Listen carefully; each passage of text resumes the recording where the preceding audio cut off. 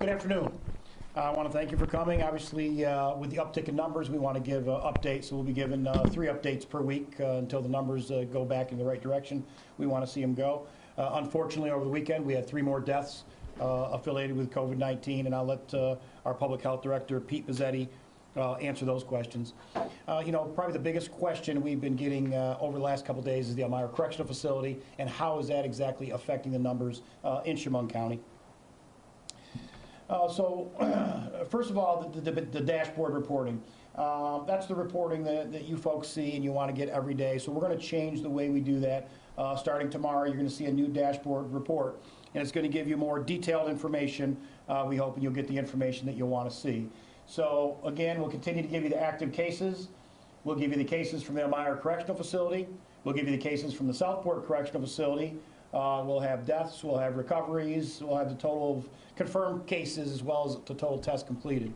Something different you will see on here is we have a breakdown by municipalities. A lot of municipalities have been asking us, can you tell us how many recoveries we have in our municipality? So now you'll be able to see if there's 878 cases in the city of Elmira, 445 of them have recovered. So that information will be included as well. So starting tomorrow, this is the dashboard you'll see. This is what will be released to the public, to the media on a daily basis, and we will update it no less than 1 time per day. But you have to remember, as the test results come into the health department, they're usually dumped twice in 24 hours, and depending on when we get them, that's when it allows us to update.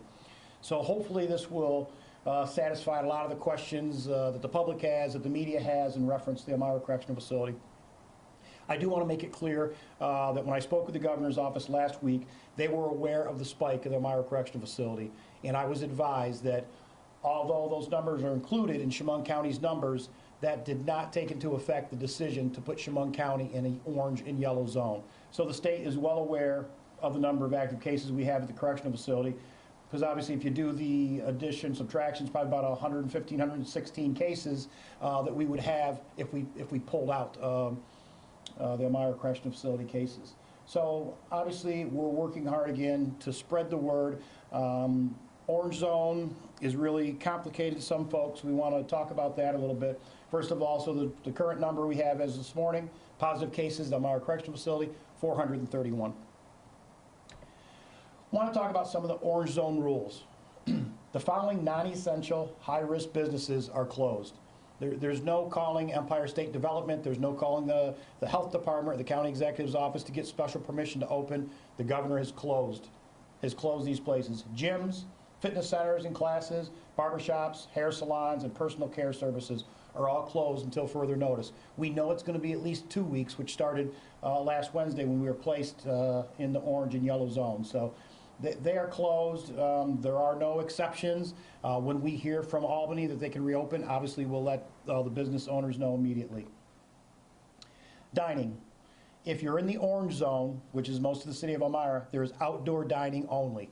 Obviously, with the weather getting cold, it's just not something that all businesses can do. 4 persons per table is in effect. Tables must be a minimum of 6 feet apart.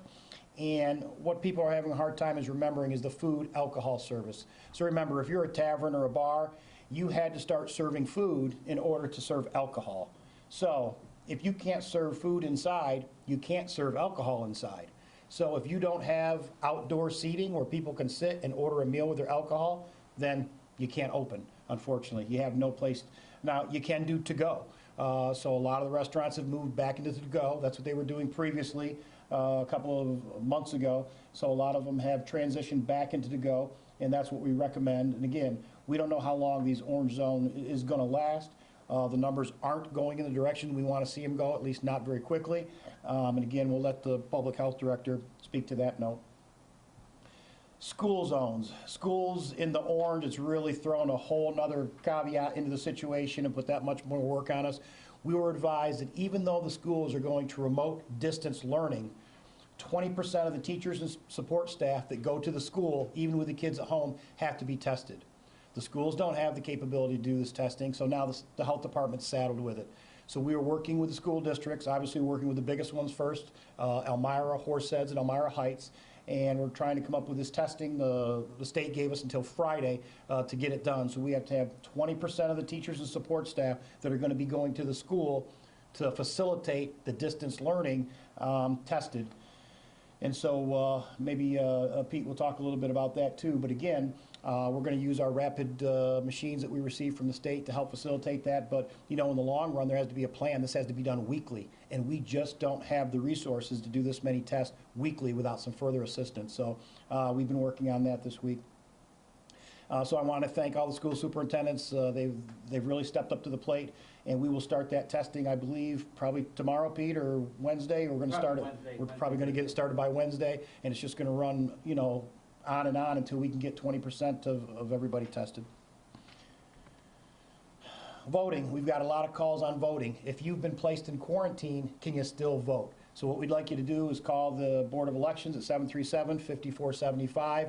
They have a process where we will get you a ballot and get the ballot back to the Board of Elections. So if you have been quarantined and don't think you can leave your house, everybody will get the opportunity to vote. So we would ask you to contact the Board of Elections, and they'll walk you through the process so we can get that done. So again, you know, I know there's a lot of talk in the community about the Elmira Correctional Facility and the numbers, but remember, the numbers in Chemung County are the numbers in Chemung County, whether it's Elmira College, whether it's Southport Correctional Facility, whether it's Elmira Correctional Facility. The address being used when they take that test from the prison, for example, is Elmira Correctional Facility. So those numbers belong to Chemung County. They're ours. It's not like we can pull them out and say, okay, well, we do know what our percentage is when we pull them out, but it's not up to the county executive's office. It's up to the governor's office to say, okay, I understand the high number we have of Elmira Correctional Facility inmates that are infected. We should pull those out of their overall 7-day rolling average, and we'll make our decision going forward based on that.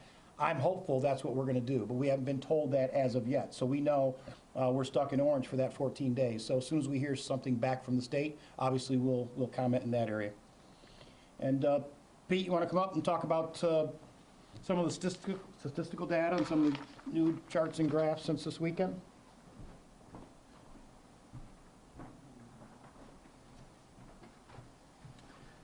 Thanks, Chris. So if we just want to jump in real quick to our, this is the graph that we've shown quite a bit lately, and this is the daily new COVID-19 cases. As you can see, it continues to rise. You know, this is a situation where, you know, when we look back to what was our apex a long time ago at 9, we'd all like to be back there. If we look at this, you know, we do see we have this huge rise in cases. Our case investigations, we're really seeing that a lot of these cases, these new positives, stem from small get-togethers, family get-togethers, friend get-togethers, without social distancing and mask use. So this causes us a huge area for concern, especially with the holidays coming up.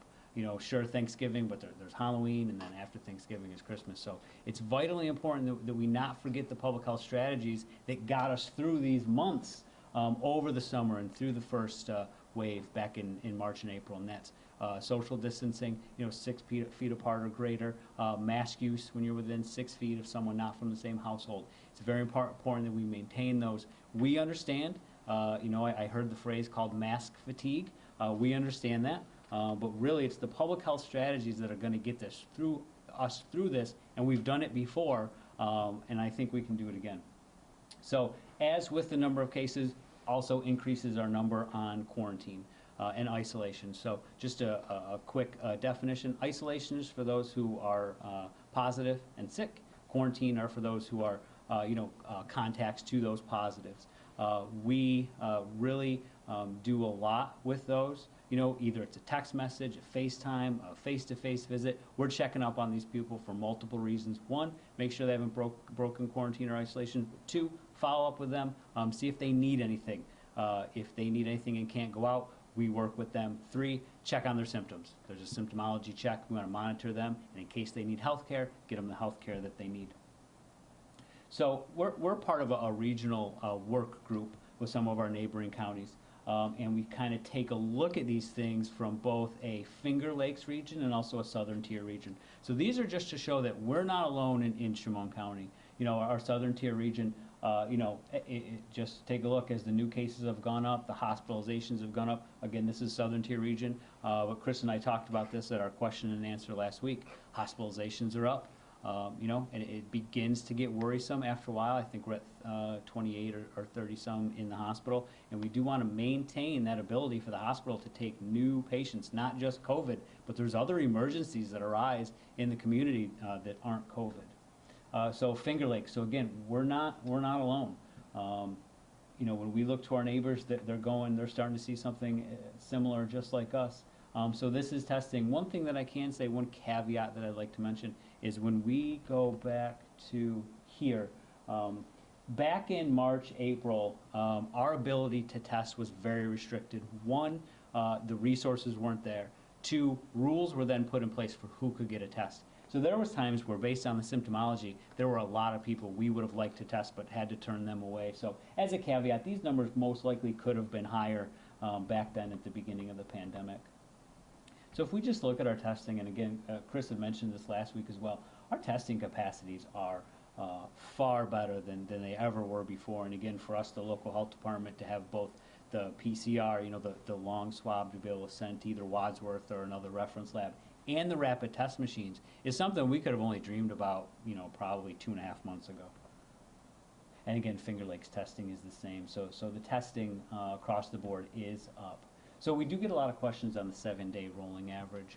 So all that is it's not weighted. So each day, we just take we take the last 7 days, and we take the number of new cases, and we divide that by the number of tests times 100, and there's your % positive rate. One of the contributing factors to this is we did, I think we issued 400 and some odd new cases the one day, and that accounts for that, because it had been about 4.5, 4.8, 5.1, so that takes into account the larger jump there. One thing Chris had mentioned was the schools. So with that new, we just finished our 5-day testing event for the public last week. It went very well. We're finalizing the numbers now, to release those to the public. That takes a lot of resources. It takes human resources and physical resources in terms of the testing and the facility. We were able to get a lot of staffing help from New York State Department of Health, and we do appreciate that. Whether or not they're going to be available to supply us with staffing help as we test the schools remains to be seen. It seems unlikely they'd be able to help us with that. So, we're working with the schools. We got together on Saturday, had some conversations. They've provided us a lot of data. We met this morning and had a big planning meeting this morning. So it looks like we'll be able to start that on Wednesday and hopefully be able to get this 20% tested. We're also working with the county executive on the state for other methods for the schools. Once we get past this, we're not out of the woods. Those in the yellow zone need to test 20% of everybody on site. If we get out of the orange zone and we go into yellow, they'll all have to do 20% of those on site. So that's faculty, staff, teachers, and students. So there needs to be both the short-term planning that we're doing to accomplish this for this week, but the long-term planning for what's going to happen in the future, because as the county executive said, we don't have the resources, the human capital to be able to do this. I don't know. Was there anything else you wanted me to touch on that I haven't touched on? I don't think so. I'm going to talk a little bit about the enforcement we did over the weekend, maybe. All right. Thank you.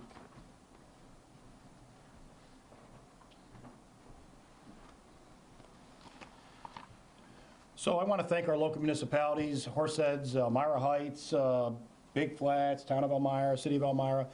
They've all stepped up to the plate. What we asked them to do as of last week, we need help with the enforcement. The governor's office wants to see enforcement, so we have code enforcement from throughout the county, from these respective municipalities, as well as the municipalities that have law enforcement out conducting compliance checks. So hundreds of compliance checks were conducted this weekend. We're just in the process of getting all the information together, so we have all the addresses and areas that were checked, and that will be going on for the next 14 days, as long as we're in the orange zone, to make sure that everybody is complying to the social distancing, mask wearing, and so forth. So I want to thank those municipalities for their assistance there.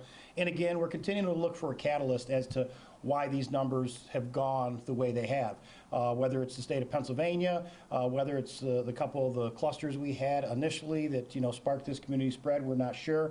But again, if you take the correctional facilities numbers out of there, we are higher than we were, but we're seeing other areas of New York State now reaching that. So if we took our correctional facility numbers out, I think we were at about 116 active cases. And so if you look throughout our region and the other regions, you're seeing the number of these cases creep up to that area. So I think you're going to see this probably throughout upstate New York. We've got to try and get the numbers back down, and the only way we know how to do it is the social distancing and the mask wearing. So we would ask everybody to remember that. I know holiday weekend's coming up, so there were some holiday parties, Halloween parties this past weekend that we had to send law enforcement to and break them up and tell them, you know what, they're not allowed. We have mass gathering numbers, I believe 10 or more in effect in the orange zone right now. So we have to pay attention to this because like the health director said, we're finding now that it's small groups of people that are infecting each other. It's not somebody going to a gathering of 50 people. It could be a family and neighbor party of, 20, 25 people, and it's just spreading from there. That's our community spread. So we got to get back on the ball, back on the cart, and make sure everybody's wearing their mask and everybody's social distancing. As for Halloween, obviously, I know we have some trunk or treat events, I believe, that have been approved by the health department. And again, it's not a traditional trunk or treat. All the kids have to stay in the car. All the people giving out candy have to have gloves and masks. Somebody from code enforcement or law enforcement has to be at the event to make sure that we have compliance. The health department's done a great job with that. So we ask municipalities if they do plan on having an event like that to make sure that they get their plan approved. But other than that, that's kind of where we are. Unfortunately, like I said, we had 3 additional deaths over the weekend. That's the last thing we want to see. But with the number of hospitalizations we have, we know that that obviously can occur. And I'll be more than happy to answer some questions. Yes, sir. Executive Moss, you talk about how you're seeing a lot of these positive cases aren't coming from these parties of 50 people, like you said. It's these smaller gatherings of 10 to 15 people. What does that mean come the holidays? I mean, you're talking Thanksgiving's less than a month away at this point. What does this mean for these families that are used to their traditions and coming together? I know. I mean, it's going to be tough. Look, everybody gets together with their family, and, I think what's happening over the last couple of months is the numbers were so good. Everybody feels relaxed, and you can go to the table and have your mask off, and you can have brothers and sisters, aunts, uncles in there, but obviously that's where we're seeing the spread. So what it means, it's huge. I mean, it means you're going to have a different Thanksgiving this year and a different Christmas this year, and just make sure that everybody is spread apart, not on top of each other, not sharing food, the type of things that spread the virus. So we really need to look out for it. I mean, we don't know for sure when the antidote or when the vaccine's going to come. So until that time, we've got to keep these social distancing measures in place. Now, real quick on that same topic, will you and Mr. Bozzetti be coming together to bring guidelines together for events like this so that these families can still come together for the holidays? I'm sure normally we get together with the State Department of Health and check out the CDC, but we definitely will have some recommendations for holiday gatherings and how they can be best handled, yes. Yes? Could you speak a little bit more about the compliance checks with the different municipalities and the police departments? Certainly. Obviously, we have 5 law enforcement agencies within Chemung County: Elmira Heights, Town of Elmira, Village of Horseheads, and the Sheriff's Office. So they've all stepped up, and the list of businesses under the orange zone and yellow zones within their respective municipalities, they were given lists of so that they can check and make sure that everybody's complying with the rules. So for instance, if you're in the Village of Horseheads, the Village of Horseheads took the responsibility with their code enforcement and police department to do those verification checks within that respective municipality. Is this something that will take place over the 14 days? It's going to take place over the 14-day period, yes. Stone Yes. Grissom, 18 News. I have a question about the correctional facility with the numbers. Is there a Yes. plan in place to bring those numbers down, and how do you plan on doing that in a lockdown facility such as that? You know what? Correctional facilities, I won't say they're difficult to work with, but they do their own thing. Getting information from them is very difficult at times. I leave that up to Pete Pizzetti and his folks, but they do their own contact tracing, they're doing their own testing. We usually get the information afterwards, so I would certainly hope they have a plan in place. I know they've suspended visitation. I don't know what other steps they've taken, but I know our local senator is involved in asking the governor to make sure that there's a plan in place to minimize and lower the number. I would hope they're going to do testing again at least 14 days out from when the original positives came in, but they don't share that type of information with us. And on the topic of schools, if you're testing 20% of the teachers and faculty, where do the students fall in on that? Well, the students are all home right now. So under orange zone, it's all 100% distance learning. So the state wants 20% of the people who are going to be in the school during the distance learning tested. So, all the support staff and teachers that need to be at the school to facilitate the distance learning process, 20% of them will be tested. If you're in the yellow zone, 20% of everybody going to school. So if we're back in the hybrid session in the yellow zone, then you'd have to add the students to that calculation, like Mr. Bezzetti said. So, I mean, that's a lot of tests to be conducted. Right, and this is a numbers issue as well, but if you're only testing 20% of the faculty and teachers, and then they're going out into the public and going home and then coming back, do you feel that that's sufficient in order to get any type of potential spread under control? You know what? These are the numbers that are given to us by the state. I'm not a health expert, but you know, Albany said we want 20% tested. What they base those numbers on, I'm not sure. Pete, do you know why they picked 20% as opposed to 30 or 40? I do not know. Okay. Yeah, I mean, the rationale to the numbers really doesn't come to us. Just like when we went to orange and yellow, we were told there was a spike, but we really didn't know, okay, what's the trigger mechanism to say, okay, you're in orange, now you're in yellow, now you're in red. So, you know, it's tough to say. Okay, and just to follow up Yep. on that, as county executive, do you feel that 20% is sufficient to test? I know it may not be feasible to test more percentage, but do you feel that 20% Yeah, I mean, I is think enough? what we're trying to do is to get a sample and see if it's spread throughout the school. So hopefully within that 20%, you would find out whether it had or not. There'd be no way to do 50% or 100% and keep the schools open like that. 20% of just faculty and support staff is going to be tough enough. I mean, you have to remember, there's still limited resources when it comes to those rapid machines. It'd be great if we had a machine for every school. It'd be great if we had an unlimited number of test kits, which we don't have right now. So as the state and the federal government come up with new testing methods where we can pool test or do larger samples of testing at any given time, that's what's going to have to happen. Otherwise, we're not going to be able to keep up with it. And how many kits have you guys received from the state? I'm not sure. I believe About it's 2,500. about 2,500. And now, ideally, how much support staff from the state would you guys need to test the 20%?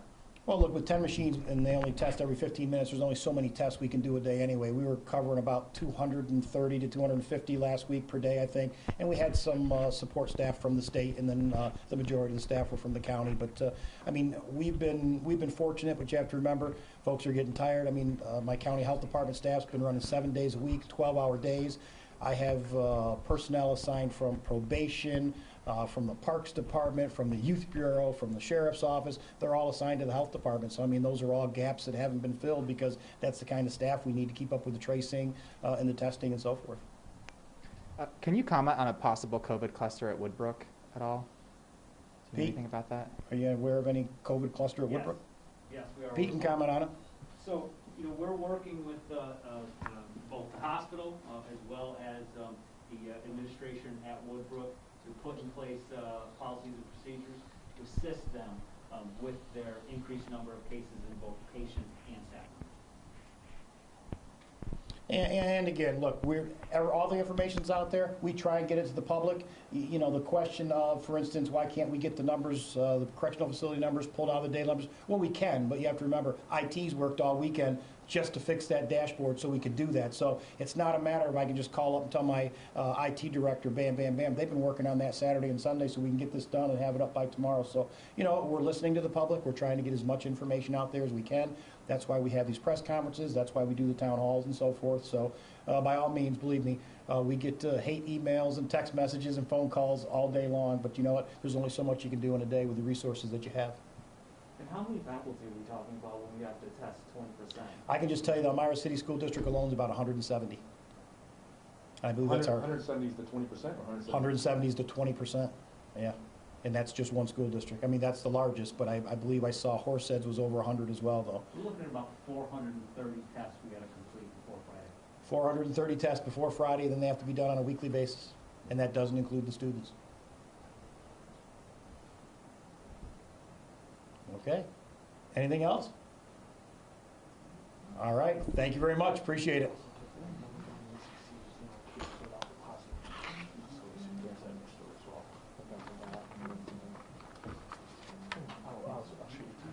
Good job, Greg. Thank you, sir. Is Dan still over there? He is, yeah. Seems like he's still got a crew going. Yeah. Have a good one. You too, later. Okay. What are they looking